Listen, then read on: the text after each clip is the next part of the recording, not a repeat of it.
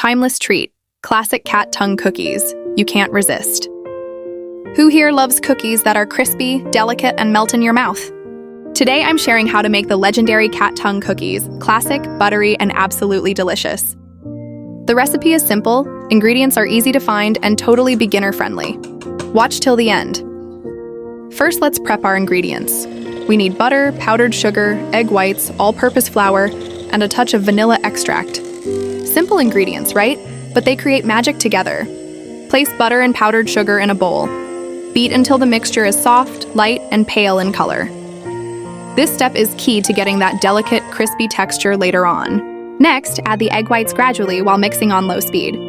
Don't forget the vanilla extract for that amazing aroma. Mix until everything is well combined and smooth.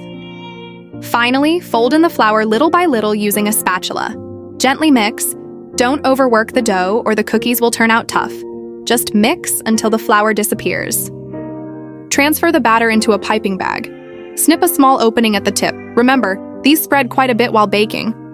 The long flat shape is exactly why they're called cat tongue cookies. Pipe long lines of batter onto a baking tray lined with parchment paper. Leave plenty of space between them. They spread and thin out a lot in the oven. Keep them thin for that perfect crispiness. Bake in a preheated oven at 150-160 degrees, 300-320 degrees, for about 12-15 minutes. Bake until the edges turn golden brown. The centers might feel soft, but they will crisp up as they cool down. Trust the process. And done! Look at that beautiful golden color and perfect shape. They're incredibly crispy, buttery, and have just the right amount of sweetness. They literally melt in your mouth. Perfect for tea time, coffee breaks, or as a lovely homemade gift. See? Super easy to make.